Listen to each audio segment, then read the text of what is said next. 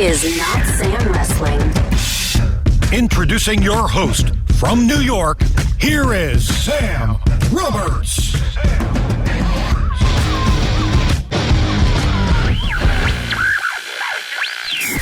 For the first time here on Not Sam Wrestling, doing it the proper way in the Not Sam studio. Ladies and gentlemen, the man formerly known in some lives as Stokely Hathaway. What's the haps, man? What's going on? What's going on with you? I mean, it feels like you're the man with everything going on right now, not me. I mean, I'm trying.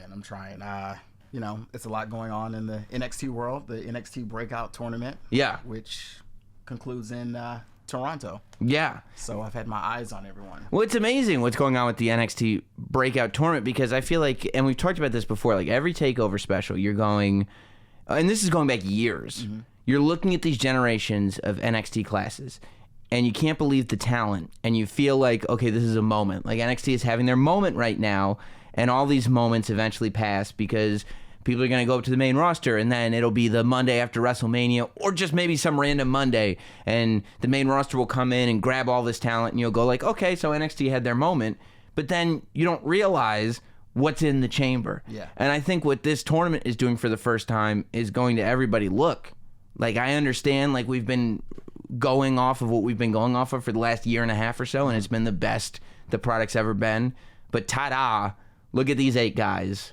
And superstars. Yeah, it's incredible. And they're making everyone week by week. Yeah. I think Angel Garza is a perfect example. All he had to do was just take his pants off, and the NXT universe loved him. Yeah. You know, I mean, I wish I could do that. I mean, I'd probably be booed, but right, you might be, or arrested. Probably. You don't know. Shot. But with Angel, they all loved him, and it's about opportunity. Same thing with Swerve and Cameron Grimes. It's the opportunity is there, and it's up to you to just take advantage of it. And so you're in such a unique position, right? Because for the longest time, WWE, aside from maybe Paul Heyman, was manager free. And for the longest time outside of WWE, for like the last 3 or 4 years, you've been making a name for yourself primarily as a manager on the independents. So before any of this is happening, with NXT, do you have, like, what are your goals in wrestling? Because it would almost, I feel like, be unrealistic to sit there and be like, one day I want to be a manager in WWE. Because I'd be like, they don't have managers in WWE. Like, what are you talking about, man? I mean, it's funny because all my close personal friends told me that WWE would never be a goal of mine. You know, well, not a goal, but they said it would never be attainable. These are the people that you love the most. Exactly. These are the people you count on. Though. Yeah. If it was 3 or 4 years ago, it was just impossible. So when I first started out, it was just to break into wrestling. I'm the type of person to where I make goals every year. It's not a long-term goal. It's just, let me see how much I can push this and move forward. So at first it was just to be in wrestling. Just doing whatever. Exactly. Right. Exactly. Just being a part of this thing. Yes, because it's hard as is. You know, there's, I'm sure, hundreds of thousands of wrestlers, but how many actually have a name, or how many can someone, you know, say at a show? Right. And the goal is, I think, to be like a household name, but at the same time, you can still be an indie name. So right. Just a name that wrestling fans know is a huge leap from the average performer, right? Exactly. Right. So the second thing was just to have an indie name, and that came with Evolve. Evolve was really the showcase that brought me up to, I would say, wrestling stardom, so to speak. Gabe gave me this opportunity, and I just took advantage of it, and that was the major thing. And then even when I was in Evolve, there were some moments to where I thought, hey, like, maybe I could make it to WWE. Maybe this was a possibility. Right. And I did Access, and that was 2018, so that was last year, and I went out there, and that was probably the most nervous I've ever been, because I think I was given my actual promo maybe like 10 minutes beforehand, and I remember pacing back and forth in the bathroom. And a funny story, I don't know if he will remember, but I'm pacing back and forth, and I'm just reciting the promo over and over and over. And I look back, and Mark Henry is in the urinal, taking up like 3 of them. Yeah. And he just looks at me, and I'm just like, and then I just walk out the restroom. And by that time, it was time for me to perform, and I was just walking back and forth. And I was with Chris Dickinson and Jaka. Mm-hmm. And normally they're not nervous for me if there's a promo, but they were very nervous. And I'll never forget, Jaka looked at me and said, "Hey, man, are you ready for this?" And I just said, "Yeah." And then I had to start the promo behind the stage. And so as soon as I said the first word, it clicked. And as far as I know, I went out there, I killed it, and I think that's what helped me get my foot into the door. But then I didn't hear anything afterwards. And so I think it was December, and by that time, again, I talked about the goals. By the way, you're talking about April to December now. That's a long time. Yeah. And I'd gotten to the point to where I left Evolve. I was doing stand-up on the side just for buzz, and it was something that I enjoyed doing. And then I started wrestling. So I figured I needed to do something to help continue that buzz, because I think the hardest part about wrestling is everything goes in cycles, and the hardest thing is just to keep that buzz going. Right. So that's why I started doing the stand-up and the wrestling, and then all of a sudden... was like when you were doing stuff for Beyond? Is that period of time? Yeah. And that kind of started in March. I think I wrestled Nick Gage and I wrestled Chuck Taylor, but this was crazy stuff, like me wrestling Ricky Shane Page at Alpha One and like a hardcore match, and doing a Canadian into a door, like all that crazy stuff. Yeah. But I just got a call in December, and it was, "Hey, are you signed anywhere?" And I was talking to a few companies, and I said, "Well, not now." And then it was, Triple H is looking for managers. Do you have anything you can send him? Just out of nowhere. I was at a bar. This was a Tuesday in New York, and I get this phone call, and then it's a text. And I'm like, "Yeah, sure." And I didn't really believe it. Right. So Even then. Yeah. Even then, you're not like... Yeah, because, I mean, think about it. You're so far removed from the idea of, I'm going to be a manager in the WWE, that you're having hardcore matches with Ricky Shane Page. Yeah, like, that couldn't be more different. Like, it's almost like you said, I can't just keep being an indie manager because it doesn't lead anywhere. So I got to start doing other stuff. Of course. Little did you know, they're sitting there going like, "Oh, he's a really good manager." Yeah. you know? Yeah, and it's funny because New Year's Eve I was doing Beyond, and Timothy Thatcher pulled me aside, and he sat me down like a child and said, "Hey, you have to stop wrestling. You really have to stop." Which, it was baffling for me. Why did you think you had to stop? Because it was not good for your health? Because it was not good for your brand? Because... I mean, I will take this as a compliment. Yeah. I don't think he meant it as like a backhanded compliment towards anyone else or towards me or what I was doing, but he said that I was too talented to wrestle. Right. That I was such a good talker, and I was destroying the image that I had spent years making. I mean, it goes back to that, like, Paul Heyman ECW way of thinking, where you completely hide the negatives and do everything you can to accentuate the positives. Of course. Now you're in this position where you're so trying to figure out what to do next that you're doing stuff that you're not that good at and less of the stuff that you were really good at. Of course. But it was working because it was such a freak show. Right. To see me wrestle against Nick Gage in a handicap match, and my partner is Jonathan Gresham. It's the most absurd thing ever. And Gresham is on the side laughing, like his arms are crossed, and it was a spectacle. Yeah. So in a sense it worked, but he was more so worried about me being hurt. And so it was strange. I couldn't argue. I mean, who's going to argue with Timothy Thatcher? So the plan was to stop anyway after that. And I sent my highlight reel, and it went to Triple H in January. So I am actually texting with, the liaison between me and Triple H and everyone else. And I'm at work. I'm at my real job. So the first text I get is, "Oh, they love it." And I'm like, "Okay, cool." Turn the phone over. And the second text is, "Hey, would you consider moving to Orlando?" And I'm like, "Yeah, okay." And then the third text is, "Oh, what's your email address? They're going to make you an offer." And so, that's all one after the other after the other. And one day you're sitting at work. Yeah, this went from noon to like 5 o'clock. Wow. And so, again, I don't believe it. Have a conversation with talent relations. I get that initial phone call. And then the part that really worried me was just the fact that there was a background check, then there's a medical. And, you have to be in great health to work for WWE, and rightfully so. Of course. So everything is running through my mind. I'm like, oh, did I not get this vaccine? When I was 5 years old. Right. Am I gonna give everybody in the locker room polio? What's gonna happen here? Just all these dumb thoughts are just going through my head, and so I think I got the initial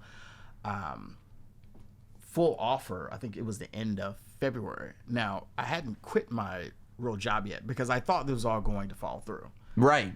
So I gave them 2 weeks notice. Uh-huh.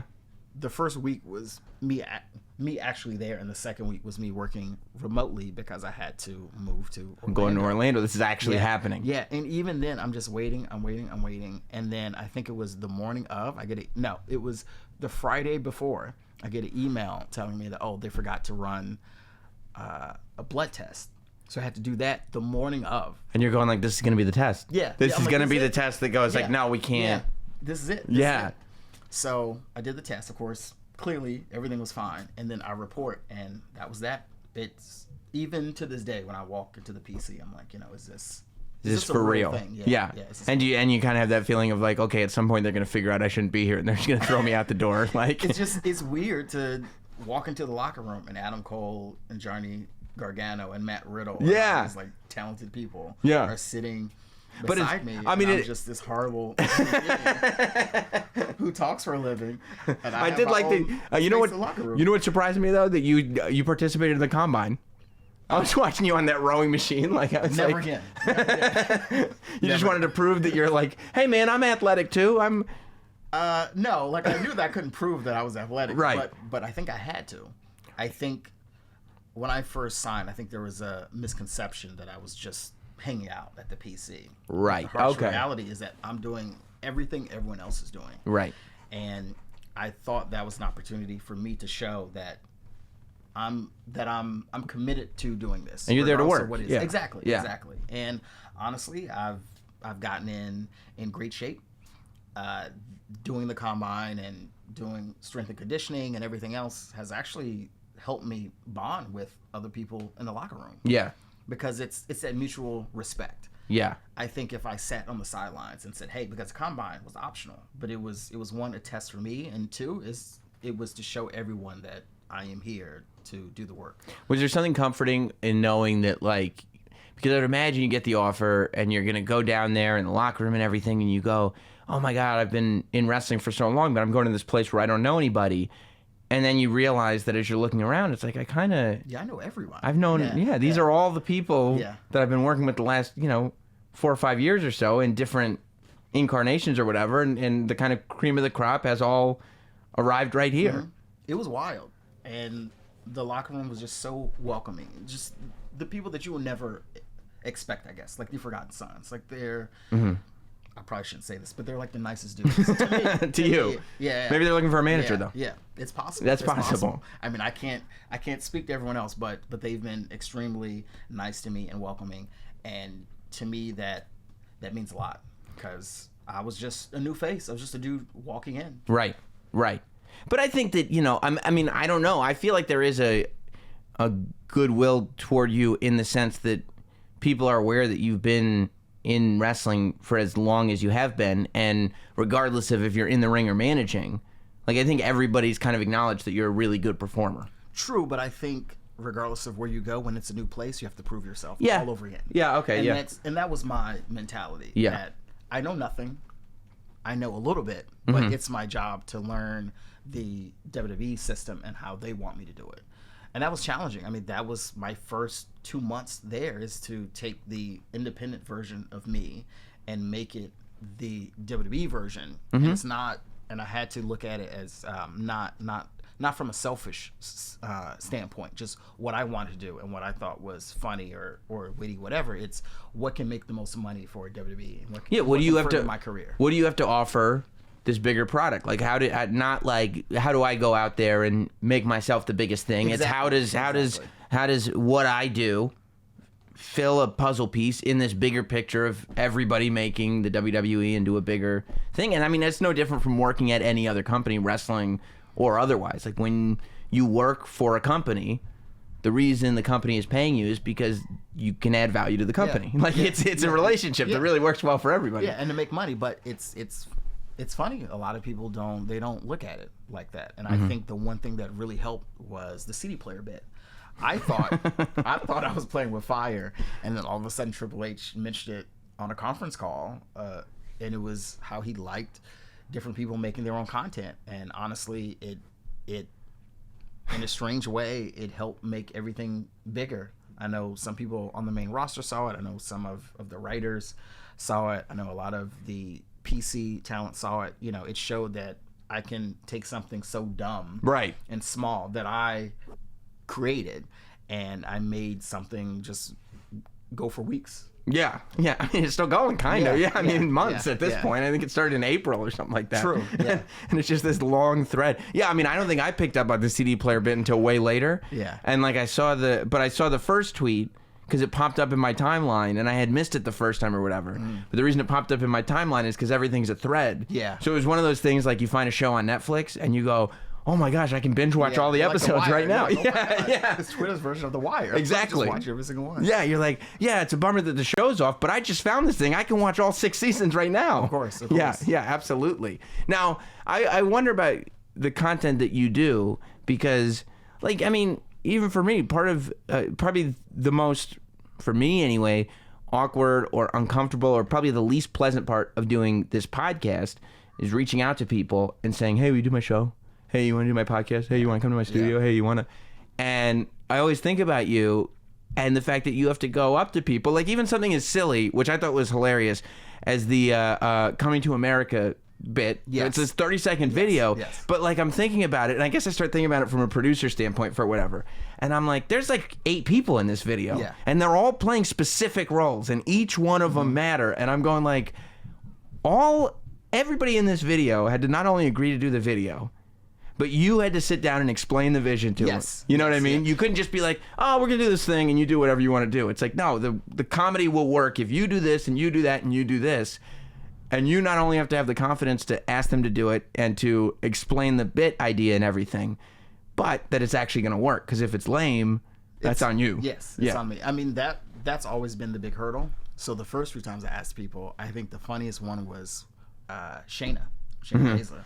And I asked her, and she didn't get it at all. Because that's the other thing. People have to protect what they're portraying on television. Like Shayna Baszler can't be goofing around about a CD player. She's the most dominant women's champion of all time. Of course. Right. But I keep that in mind. Everyone is in character, even myself. Yeah. And if I have to make myself the butt of the joke or the video, that's cool too. But I told Shayna, trust me, it's going to work. So we filmed it. She thought it was kind of funny when we filmed it. And then once I put it together, because I did it right when the show was going on, she died. And then for 2 days straight, she was like, when are you going to post it? When are you going to post it? When are you going to post it? To where I was intimidated. I'm like, listen, I'm going to post it in a couple days. Timing matters too. Yeah. And so now I think I earned the goodwill of anyone in the locker room because they know that it's going to be funny. Right. So even with the Coming to America video, I pulled everyone aside and I said, hey, I have this idea. And even Deanna and Chelsea and Karen, they were like, okay. And so it blew up. Of course. But I don't know what it is. It's I'll just wake up and I'll have this video or this concept in my head, and then I'll try to flesh it out. And yeah. But for the most part, it's I would say 80% improv. Wow. With everybody involved. Every video. So I mean, that means you're bringing out like probably talent that people didn't even necessarily know that they had, like comedic improv. I don't know if I can take credit for that. But. Well, maybe I'm giving you too much credit. Yeah, you're probably right. But so when did you find out that it was like that stuff was being well received, not just by fans, but by the office, by the locker room, like that okay, this is actually something, because I would think that that's something you're a little bit concerned about, that the fans are going to dig this. But like if everybody around you thinks that you're a douchebag, it's like that wasn't the intention. I think it was just in passing, just people saying, oh, hey, that was funny, or it being shared in like group chats, or I think once I noticed that people on the main roster started to pay attention, I think the most eye-opening thing was Big E tweeted about it. And he tweeted, I hope Stokely Hathaway gets his CD player back. I was like, oh, it really has spread. Right. Especially because Big E has become the king of Twitter. Yeah. So it's like, okay, I got the cosign from Big E. We're good to go. And to me, that's when the ball really started to get rolling. Yeah. So when you start in wrestling, the first kind of big thing you did was Ring of Honor, right? Mm-hmm. And you did 2 years with them. Mm-hmm. When you leave Ring of Honor and you just kind of venture off into the independents, that's got to be a pretty scary thing as a manager, because it's one thing for a company like Ring of Honor. The thing about being a manager is, I mean, every indie company has like quote unquote managers, but there could just be some random guy that are doing Bobby Heenan's bits or whatever. Of course. But like, to be an effective manager, you have to have storylines built in, and you have to have people that you manage every single show, and there has to be this sort of regularity to it, right? And so with Ring of Honor, that's something you could do, because there's shows every month or every 3 weeks or however often they were running, and it's like there is this storyline going. When you go off into the independents and you go, well, I'm going to be a manager, I would imagine that's got to be pretty scary, because you don't have a home base anymore. It wasn't. It was not scary. It wasn't. So maybe it's like a sick intuition that I have always had, but when I was in Ring of Honor, I didn't really do much. Right. And that's not a slight on them. It's just, I think, one, I wasn't fully prepared for the role that I was put in, and two, there was no real opportunity to grow as a performer. Right. So, and they're so wrestling heavy anyway. It's like, And at that time, there was like 6 or 7 different managers, and it was just a lot. And everyone was trying to vie for that spot. And I had the chance to work for Evolve, and I was pretty much given an ultimatum: Ring of Honor or Evolve. And so I chose Evolve. And I knew that if I would have stayed in Ring of Honor, I just would have been there. There would have been no opportunity to become Stokely Hathaway or to even be sitting here. It was one of those things to where I felt like I needed to do. It was the same thing with leaving Evolve. Everyone thought I was crazy, but I knew that if I would have stayed in Evolve, and this isn't a slight on Gabe or anyone there, I wouldn't be signed right now. Eventually you have to just, and I hate this phrase, it's so cliche, but you have to bet on yourself and say, hey, you know what? These are all my chips. I'm just going to throw them in a basket and see what works. I see, because what does it become a thing where, like, okay, I've been in a certain place for so long that, like, okay, what I do is now, I don't want to say taken for granted, but it's like it's defined. I'll say that. Like, what you do is defined. So if you want to keep doing the exact same thing over and over again, it will keep you forever. You keep doing that. Yeah. But there's no growth. Of course. Right. But with Evolve, there was nothing else for me really to do. Yeah. I think I managed TJP, and the whole point of me being in Evolve was to help him look like a star for the Cruiserweight Classic. So I did that, which Gabe loved. And then it was a transition period because TJP left. And I remember Gabe asked me, hey, like, what do you want to do next? And I pitched this, and I thought he would say no, and it was to manage Thatcher. So I wrote up this whole thing, and it was about, it's the odd couple. Right. He was this depressed champion who wouldn't even carry the belt because Catchpoint had it, and they were bullying him. So me, being the piece of garbage that I am, I would manage him, and I would carry the belt. But I'm so narcissistic, I would love to be the Evolve champion. Right. And it just worked. And that lasted, I think, maybe a year and a half. And so I managed the Evolve champion within like 7-8 months. Right. Being there. Right. And then it was the tag team championships. And then I think Catchpoint had 2 or 3 reigns with that. So I had done almost everything there was to do in Evolve. And I think Gabe says it all the time, sometimes it's time for you to leave the territory and try something different. Is there more of a worry when you leave Evolve because you know that you end up at Access to do that show? There's a cooperation. Yes. Triple H, William Regal, these eyes are on Evolve.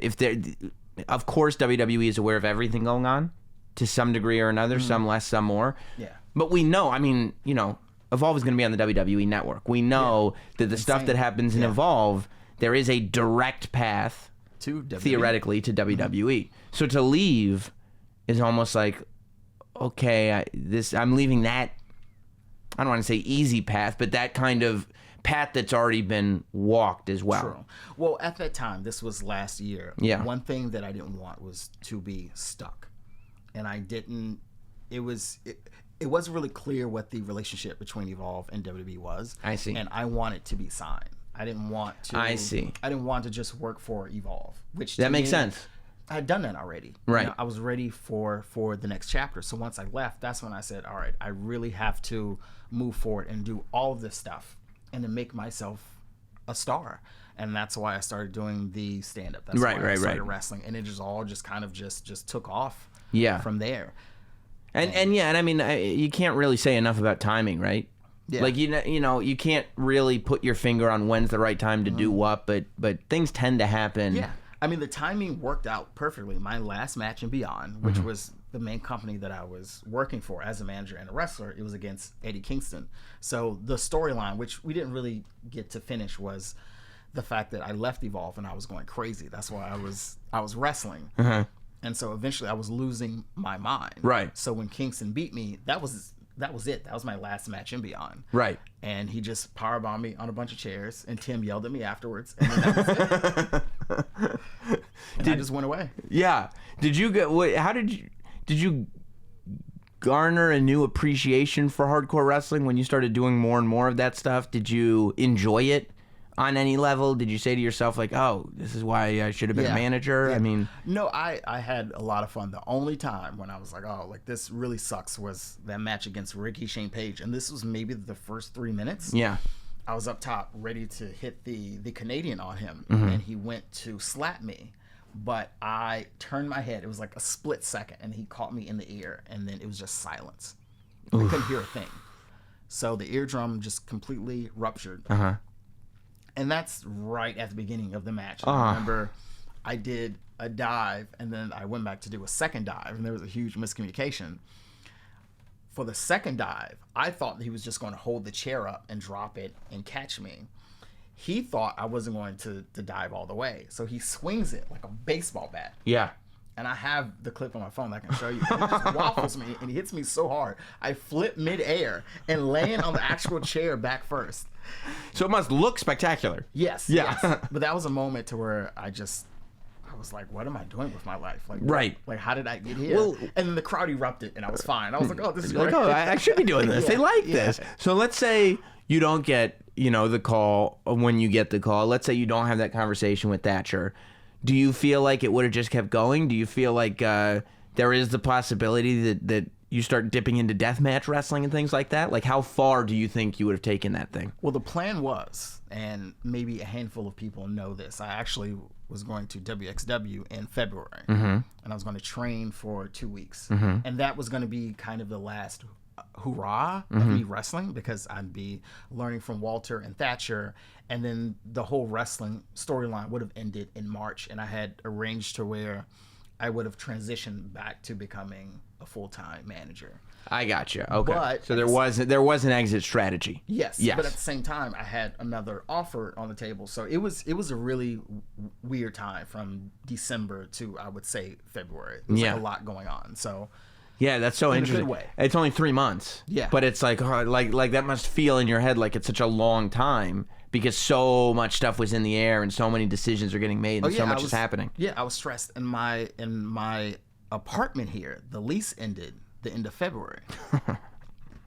So that's like real life telling you. Yes. You know. So she wouldn't let me stay, my landlord, unless I paid, I think it was 2 months rent to stay for another month, because I didn't know if I could pull off moving in time. And I'm like, that's insane. I'm not going to just pay you 2 months rent for staying a month. Like, that's insane. But then she wanted I'll give you 1 month's month's rent for staying a month. And it was just insane. And then, no, I know what it was. She would have kept the security deposit if I would have stayed an extra month, and charged me for that month's rent. And so that was a sign from God, just to make a decision right away and just to leave, and it all worked out. Have you, and I'm not going to ask you to mention any names, so you can feel free to be honest if it's not the most positive thing in the world, but have you had instances where, as a manager, your job is to get other people over, but a lot of this fun stuff is yours? You know what I mean? A lot of the stuff that's interacting with the audience, a lot of the mic stuff like that's yours.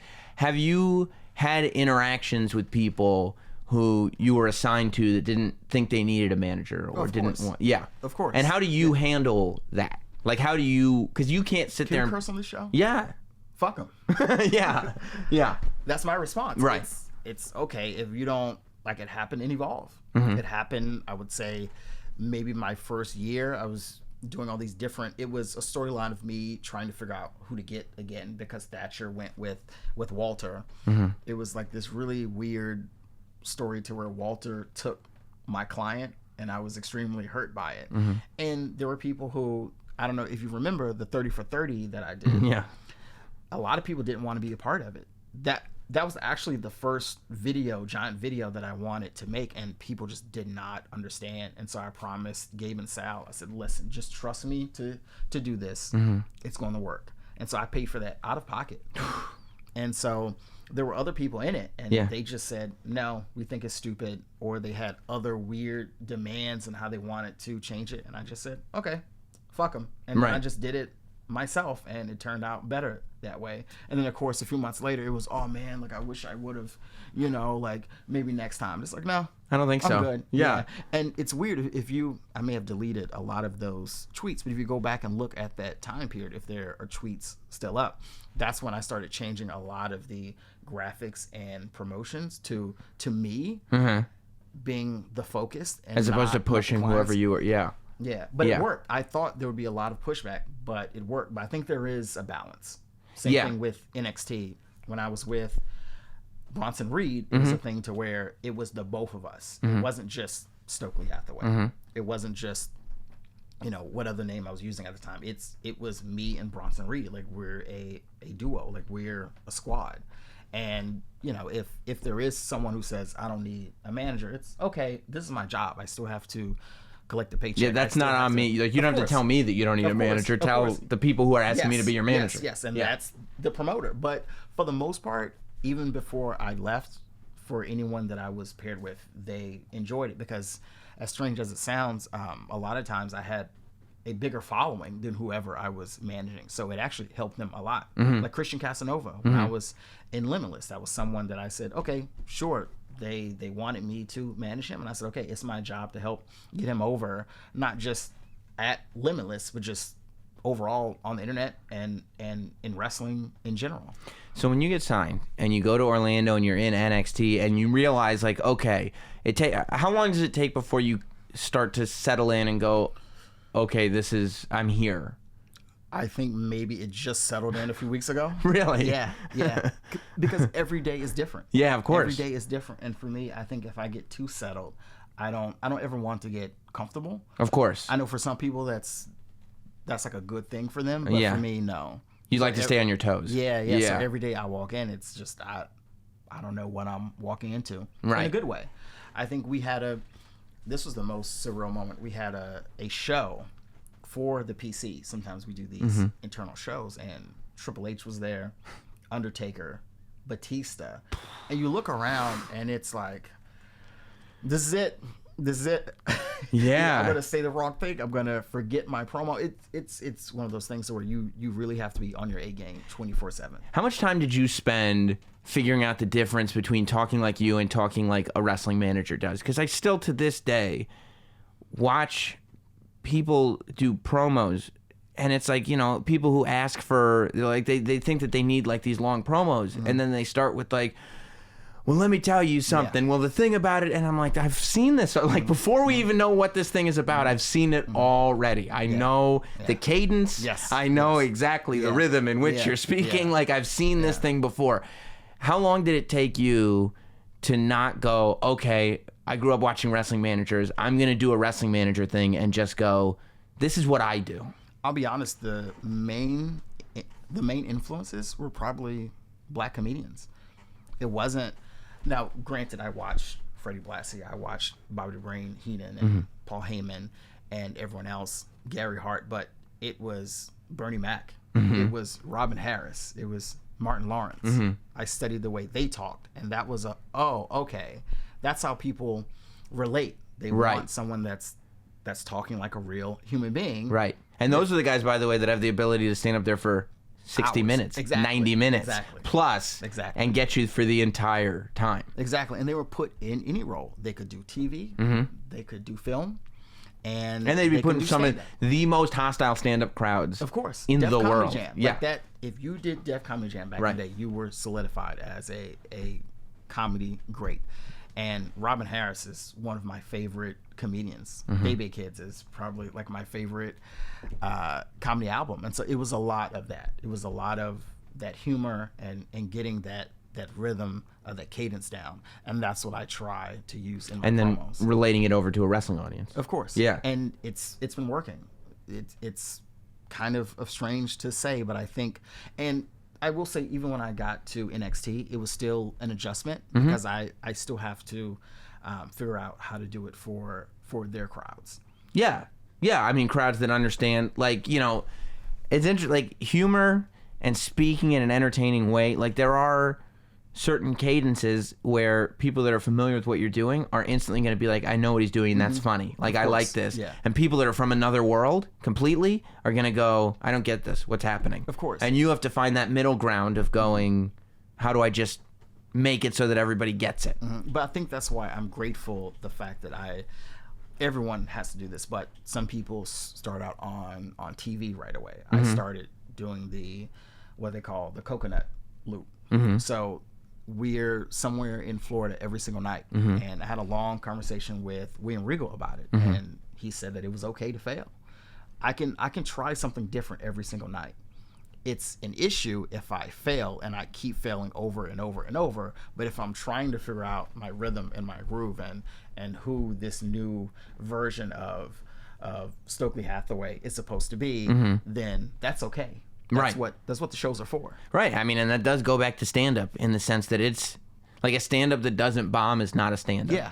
Like, you know what I mean? It's expected. And when you get comedians around each other, the first thing they start doing is telling stories of colossal bombings. Yeah. When they're just going and, you know, they've been doing this for 30 years. Yeah. And they try something new and they get in front of an audience and it just is dead in the water. And you go, okay, that was different in my head. I can't do that anymore. Yeah, that's a different deal. But you're right. If you're on live television, it's not really an option. Oh, that's it. And the good part is we have writers. Yes. So in a sense, I've been extremely blessed thus far that when I work the coconut shows, they will give me bullet points, but I'm allowed to write most of what I want to say, and I will recite it and I will rehearse it for them, and they will give me the okay. You know, there's minor tweaks here and there. Sure. But it's like you said earlier, just I learned and evolve. Keep it short. I don't need a 6-minute promo to introduce myself or anyone that I'm with. It's you give me, sometimes I'll try to in my head say a minute, and then when you pause for the audience reactions or just little things that happen, it may go 2.5 minutes, but that's the perfect length.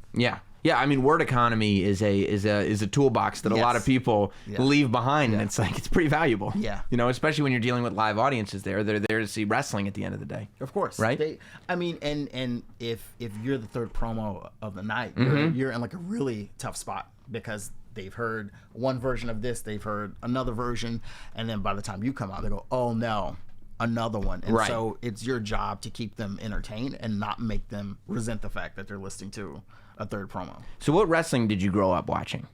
I started watching at a really weird time, and I think I've told this story before, but I wasn't a fan of wrestling growing up. Yeah, I have a brother. It's odd to hear because like you're such a fish to water with it that you would think that it's just in your blood. No. I have a brother. We're 9 years apart. He's younger, and he was a big wrestling fan. So I didn't really get into it until this was probably mid-Attitude Era. So for me, it was, and also I was in high school, and I'm trying to figure out what a Rudy Poo candy ass is. Oh my god! Yeah, and I'm like, why? Like, what are you doing? Why are you pointing at your? That's not. Like, why does this guy have his eyebrow up the entire class? Like, that never made sense to me. This guy's flipping everybody off. I don't understand. It's so disrespectful. Yeah. It was such a disconnect for me. And I'm like, this doesn't make any sense because I was reading Marvel and X-Men and everything else, and so it wasn't until. So were you a sports guy at all, or you were a comic book? Comic book. That's comic book. Comic book and stand-up comedy. Like, that was. You're a stand-up comedy geek, though. Okay. Yeah, that was it. I mean, I remember sneaking in a Dave Attell CD. Because my parents would have been horrified to the stuff that I was listening to. But I started watching it with him, and I'm like, oh, this is great. Yeah. All these guys are assholes, and they're literally doing whatever they wanted to do, and it gave me like a weird sense of self-confidence too, because I'm like, if they can do that, then I can do that. Right. And then I started watching it, and then how I really got into it. This is the real crazy part. I was in grad school because I wanted to be an actor. So everyone had to do like a thesis project, and I'm trying to think. The breaking point was someone did. It was I think C.S. Lewis. They did one of his plays, and it was the most horrible thing I've ever seen in my entire life. And that was the option. It was either you directed a play or you were in a play. Yeah. And they chose both. Oh, no. And I said, I'm not going to put myself or anyone else through this. So I was home, and then I think it was a Ring of Honor DVD. I think it was CM Punk. It may have been the best of CM Punk. It was CM Punk versus, I think, Homicide. And I was just watching it, and I'm like, you know what? This is an art form, clearly. But in my mind, like, something just clicked. And The storytelling starts to click in, the narrative, the whole thing, the structure of what's going on. Yeah. Yeah, so I emailed my professors, and I'm like, hey, I have this idea. And they all thought I was out of my mind. I feel like that's how a lot of your ideas start. Yes. Most people around you going like, this is so stupid. It makes no sense. Yeah, if you want to flunk, go ahead. You've already paid us all these thousands of dollars. Doesn't matter. Yeah. It's like, whatever. So I trained to become a wrestler, and that was how I wrote my thesis. And so I originally trained, crazy story, with Mike Quackenbush, Cesaro, and Sarah Del Rey. Those are my original trainers. With the intention to not be a wrestler, but to write a thesis on the process. Yeah, and I remember I did that for, it was like 4 months, and I remember saying, I'll be back, and they go, yeah, okay. Because people were just quitting left and right. Right. And I'm sure they thought I was the last person, because clearly you saw the combine. Right? So I'm sure you can imagine what my first 4 months of wrestling training was like. Yeah, I mean, it's not like some of us are blessed with athletics, some of us are. Yeah. I had to, establish from a young age that I, too, could not be a professional in-ring competitor. Yes. I just didn't. I don't have the DNA for it. Yes, I get it. I would say just imagine a turtle with broken legs, and that's probably the most accurate description. Trying to flip over, but he can't even get the momentum of the legs. Yes, and I thought they hated me, but I don't think they did, because they helped me write the paper. Like, I interviewed all of them, and then I graduated, and I came back the next year, and they were shocked to see me. And then I kept doing. What did the professor think? They loved it. They did? Yeah, they loved it. They thought this was the greatest thing ever. So I turned it in. I remember I sent a copy to Cesaro, and I think the one thing that he said was, he was like, oh, like, I thought it'd be longer. That's good. And then I continued training, and then there was an opportunity. So you continued in training Ring of just Honor. because now you kind of fall in love with it? Yeah. Whoops, I thought this was just I thought I was just doing this for a project, and now this is kind of, I just paid all this money to be an actor, but... Oops! Yeah. I just fell in love with wrestling over here, and I couldn't stop. It was probably one of the most difficult things that I've ever done. But for me, it was just like I had to keep going, because I was surprising myself when I could do my first forward roll and not tear my quad. I was like, oh, right. It's progress, and I can actually see. Yeah. And so I just kept doing it, and then once I got and I in guess the Ring of Honor, it was in the acting world. Like, you could be the greatest actor in the world, but so much of it is just like, is this the right project? Does this audition work? Is today your day? Like, there's so little to actually quantify whether you're doing better or worse. Yes. But in wrestling, like, especially because you were non-athletic to begin with, like, when you start being able to do athletic things, you're going, I'm getting better at this. Yeah. And that feels good. Yeah. And the crazy thing, too, is, like, throughout that whole period, all my actor friends were broke. They were dead broke. So I was slowly becoming more successful, and also making money in wrestling, which for all intents and purposes, like, it should not have happened. Right. But all my friends who were doing off Broadway and Broadway, they were broke. Right. I mean, and I'm sure if I know actors too, they're probably like going like, hey, how'd you get all those Twitter followers? Yeah. Hey, how'd you get all those people on Instagram? Yeah. Like, you know what I mean? They start realizing there's a little following, even in the very beginning. Like, the following obviously grows tremendously, but when I would imagine you start to grow this following. Yeah. And people that, I mean, at the end of the day, there's a few people that want to be actors for the craft, but most people want to be famous. Yes. And when they see this happening, they're like, oh, what is he doing? Yeah. But that's what helped me get into stand-up as well. The fact that I had this following. And I remember I did Busted Open, and it was to advertise my first comedy show, and it was all of these wrestling fans. I'm like, oh, wow. Like, I think that you may have support or like a fan base, but I think that was the first time that I really saw it, and it actually meant something more, because it was something outside of wrestling, and to have people come to see me do comedy. They just support you. Yeah. Now, granted, it may have been to see me fail, which was a bigger possibility, but, they were all there. Joey Janela was there. You know, the fact that, he came to see me do stand-up, and he had I think he had broken his leg, so he's on crutches, coming in to see me perform. Yeah. And it was wild. Yeah. Yeah, it is kind of nuts when you realize, oh my God, there's people who support me. Yeah. Like, I guess I should keep... So do you have does any part of you, though, like, the deeper you go into wrestling, go, my passion was acting. Like, I don't... Or once you locked into wrestling, is that passion kind of locked in? I mean, I think I'm doing it. I think I have the best job ever. I think I'm doing both. I view wrestling as a performance, at least with my part. So I have to get into character, and so it's when I walk out there, I am a certain way, and when I leave, I am a certain way. And I'm sure you've noticed, like, the person that you see in these videos and on the shows, it's like a completely different person in person. And it's something that I get into, and it's an art. It's acting for me. I'm sure some people may be offended by me saying that, but that's the way that I can. That's the way that I can. Trying to think of the right word. It's the way that I can make everything successful for me. Is to look at it through that lens. Right, and also, like, you should be applying when you get a set of tools, that you would get at grad school. Yeah. You should be able to apply those to the things that you're doing. If you're sitting there and you're doing a job, you went to grad school now, you paid a lot of money. Yeah. Grad school's not cheap, and you're doing a job, and you're realizing nothing I did in grad school applies to this whatsoever. You got to be sitting there going, like, why'd I waste all that time and money, right? Yeah, like, pissed off to the highest level of pissed to be. And it's crazy because I think I'm probably one of the few people who actually went to grad school, and I'm doing what I went to grad school for. Everything that I've learned, from vocal techniques to stage combat to production values to just everything has been used in wrestling. Does it bother you when people in the acting world or in the arts communities don't take wrestling seriously? Not really, because I think it's one of those things where it's hard for different forms of entertainment to appreciate one another.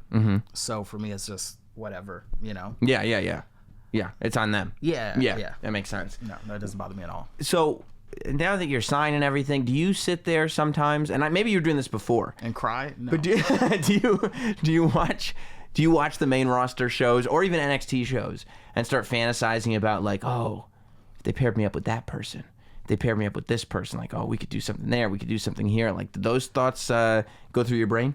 Not really. I mean, I try to watch Raw and SmackDown and 205 Live, NXT UK. I try to watch everything with the lens of everyone that I'm watching, they're on TV, and they're on TV for a reason. So how can I up my game to reach their level? I see. So that's the first thing that I have in my mind. It's not really like a fantasy booking thing, because I don't think that I'm there yet. And even if I saw something great, like I couldn't be like, oh, hey, you know what? Me and Brock. I think that's the move. I think that's the move. Yeah, I think that's sorry, the Paul. I think Yeah.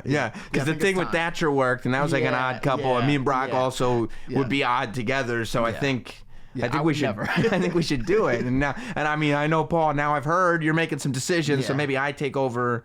No? Oh, okay. Yeah. And then you'd be like, what happened to that guy? I don't even remember his name anymore. Stokely Carmichael? What happened to him? He just disappeared. Like, I thought he was signed and everything. Yeah. But you more draw on that for inspiration of going like, wow, these people are excelling at what they're doing. Yeah. Kevin Owens has been a huge help since I mean, years ago, but especially now. And he's one person that I specifically watch, because he's so good at what he does. And for me, it's like that's the level of promo work, or just even just like his facials to like his body language. Like that's the level that I need to be at. So when I'm watching these shows, it's really to say to myself, okay, how can I take something that they're doing and try to not copy, of course, and not emulate, but they're doing something. How can I find my tricks, right? Or my little my little quirks that I can show on camera that can make me a WWE superstar. So when we were talking about managers and stuff, you brought up not just kind of the 80s classics, the Bobby Heenans and Jimmy Harts, but you were mentioning Gary Hart, you were mentioning a whole bunch of people there. When you started to really dive into wrestling, because it was later for you, did you just go back and start consuming everything? Yeah, I had to. Yeah. Because one big thing that I try not to do is I will watch it, but I can't watch a lot of it at one time, because I think we all have the habit to kind of like copy or to pick up certain things. Yeah. So like even with Paul Heyman, I will watch him, but I won't watch a lot of Paul Heyman at one time, because I don't want to cut a promo and start saying my name is blah blah. Right. These are my clients. Because it'd be so easy, because he sounds so good. Of course, and that's his thing. Yeah. That's his thing. And unless I was paying tribute to him, but I think it'd be highly disrespectful to do something like that. Right. So for me, it was unless I was specifically assigned, like I worked for one company at this point, and I was I think the second Gary Hart. Like that's kind of what they wanted me to be. So of course I'm going to try to pick up little things, because I was specifically told that's what they wanted me to do. But for the most part, it's I went back and I saw, okay, like this is what a manager is supposed to be. Yes. So let me try to figure out my own way about doing it. What do you think about Sweet and Sour Larry Sweeney? He's one of the best. Yeah, I mean, that's when, because I was thinking about you today, and I was like, if like there was any comparison to draw from, and I mean, I always think, I don't know, that's high praise. I know, I've it's got probably tweets uncomfortable like that for you, before. but that's Yeah, where and I start, because I often think like, how far could Larry Sweeney have gone? And I mean, I think he would have been signed 100%. I think he might have brought back managers, Years ago. Yeah, I agree with you 100%. But also, it's funny that you said that. I think you have to give credit to Zelina Vega and also 100%. to Drake Maverick. Yes. And also Leo Rush, because absolutely. They ushered in this new era of managers in WWE. And all three of them are so, I mean, they just became so undeniable. Yes.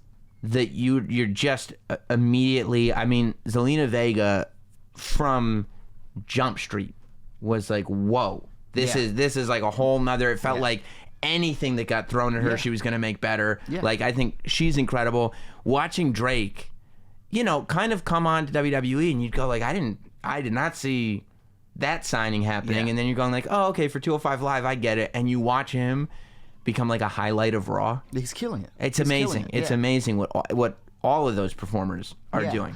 And so they ushered in this opportunity for me to just get signed. And I appreciate it. And it's nice too that I feel like as a WWE, and it's got to be nice for a person who's in the position that you're in, I do feel like that as WWE is kind of slowly bringing back the role of manager, because they're not managers, everybody's got different titles, and but I actually like that everybody has different titles, because I feel like there was a time when it would just be, okay, we have a bad guy, let's put him with some manager, and we'll just do it. Like, that's just, it's a formula. And now it makes sense. Like, there's a reason. It's not like Zelina Vega is just this evil woman with this stable of bad guys. She's it's a like, business manager. Yes. This is my client. I am a business manager of this person. Paul Heyman is not like, here's the Heyman guys. He's it's an like, advocate. I'm here to advocate for Brock Lesnar. He hired me to advocate for him. Yeah. And I feel like the same way, you're in a position where that once you find exactly what your niche is going to be, I think it's going to make sense. Like, we can have faith that it's going to make sense. It's not just going to be a manager for the sake of being a manager. That I'm just a guy. Right. Yeah. Right. And that's something that we've been working on.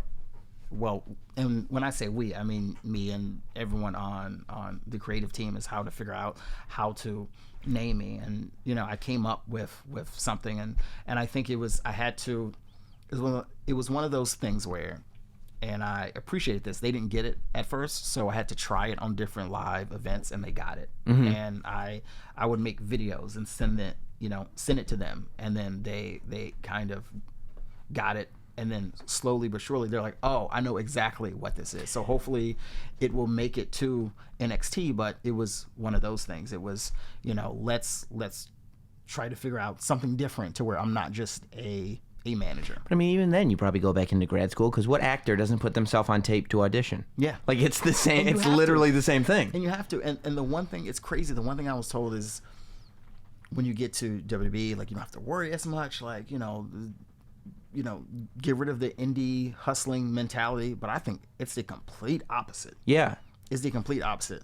I will film stuff all the time. I will film videos. I will film promos. I will come up with ideas, and not in a pestering thing, but it's me going, this is what I have to offer. I can be funny. I can be serious. I can be aloof. All these different things, because that helps make their job easier. Yeah. And it also lets them know there's no reason to take for granted that they know everything that you're capable Yeah. of. Like, that would be pretty egotistical on your Yeah. part to just be like, well, I'm here. Yeah. Can't you guys just look at me and Yeah. tell that I'm Yeah. great at everything? Yeah. Like, Yeah. you No, should. No, it's like I can do all of these things. Yeah. What do you think, please? And if they don't like something, it's like, okay, cool. Let me go back problem. to the drawing board. And I think that's what the PC has to offer. It's like you're back in school. Like, Right. it's your job to train and learn and come up with ideas. It's not you just show up. It's like, I'm here. Right. I got my contract. Put me in my spot. Yeah, it's like, no, yeah, no, yeah. no, you have to work for your spot. Yeah. Yeah. And that's the way it should be. Do you practice facial expressions in the mirror? I used to, not as much anymore. Because you I got you got them locked. Yeah, you yeah, got them down. yeah.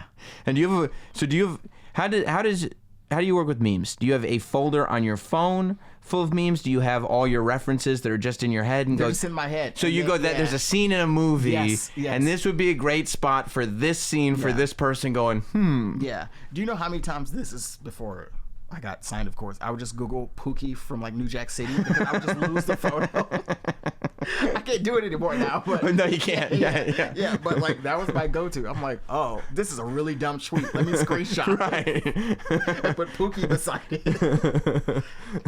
But yeah, so because I'll sit there and I'll go like, I wonder if he has like a special folder for just replies. Do you have a facial expressions folder? No, You don't? no. Yeah, it's just it's. I would say maybe. I'm trying to think. The last time I looked, I think it was like 5,000 images, just in my Twitter folder, and I'll just go and just scroll. What's appropriate Yeah. here? Yeah, but I have my favorites. I have like some photos favorited, and I'll just go back and just. So like where some people, like on my phone, if you go through my favorites, you'll see like a whole bunch of pictures of my kids. Yeah, nah. You see one of my dogs. It's just memes. Right. Yeah, just memes for you. Yeah. But you're crushing it in the meme game. Thank so you. it's like, Thank you. I you know, appreciate it. Yeah. obviously you're doing something right. I hope so. You know? Yeah. No one has told me to stop yet. Yeah. I mean, do you feel a responsibility to keep that sort of pop culture education up to date? I mean, I feel like you have to, although you've done a very smart thing by leaning into like 90s. Yes. Yeah. 90s yeah. culture, because it's like that's again, it's just like the facial expressions. Yeah. That's Big locked in. forever. Yes. Like you're Yeah. good on that. Yeah. But I still feel like you do bear a certain responsibility to have an awareness that other people don't need to have. Sometimes. I mean, I do think it is my job to be entertaining, Mm-hmm. and that's one thing that I've kind of struggled with. And I'll be honest, it has been, am I too entertaining? Like, will this take away from whoever I will become on NXT television? Oh, because they won't take you seriously because they're waiting for like a Yeah. Bone Thugs and Harmony reference or something. Yeah, but I think it's all about finding that perfect balance, and Yeah. that's why I've changed some of the stuff that I've put out there in hopes of leading to that direction. But as far as like educating people, yeah, kind of like today was the anniversary of Paid in Full, so I retweeted that because Right. I'm sure most people would have no idea, like the Coming to America video. Right. It's just that stuff is in my head, and I'm like, well, why not share it with the people who follow me? Because I'm guessing that they follow me because they have similar interests. Right. So Or at least like you referencing Yes, all that yeah. stuff. Yeah. So did you grow up watching a ton of movies too? I did. Yeah. I mean, it was just pop culture all the Nonstop. time. Yeah, Nonstop. Yeah. I'm the nonstop. same way. That's why I just sit there like every single Yeah. reference. I'm like, yep. It's fantastic. I think it was Sanjay Dutt. He told me one day, he was like, dude, I love your Twitter. He was like, and then he was like, how old are you? I told him, he was like, okay, yeah, that checks out. That's about right. Yeah, I think he thought I was 21 or something. I'm Right. like, nah, man. Like, Yeah, like you I just lived it. researched Yeah, back and yeah. tried to pull out. No, I could tell because some of them like I'm like this isn't a retro reference. Like, this isn't a reference, because this isn't something people talk about anymore. Yeah. Like, this Yeah. is something you It's just only me. had in your head Yes. if you were alive at the time. Yeah. This isn't like, oh, remember, like, nobody says remember this. Yeah. But it's in your head. Yes. So it'll be there. Yes. Yeah. All the time. It's Yeah. just all the stuff that most people would hate is just going Yeah. around in my brain over and over and over. Well, that's fantastic. I feel like we could do a whole nother show on comedians and movies and whatnot. Yeah. And at some point we will. But I appreciate you making the time, man. Of course. This has been great. Do I get paid now, or are you gonna? We'll do like probably a Cash App What about cash? type thing, because I'm not like super liquid now, Okay. but I have like So how about I take that monitor? that's screwed and in. There's then- no, but I have a lot in like Venmo. Do you do Bitcoin? Actually, I do. Then we're good. Okay, We're good. let's say- We're good. yeah, We're yeah. good. Yeah, I have a lot in Bitcoin. We're fine. We're awesome, good. We'll be awesome. good. Thank you very much, man. I appreciate it. Of course. Thank you for having me.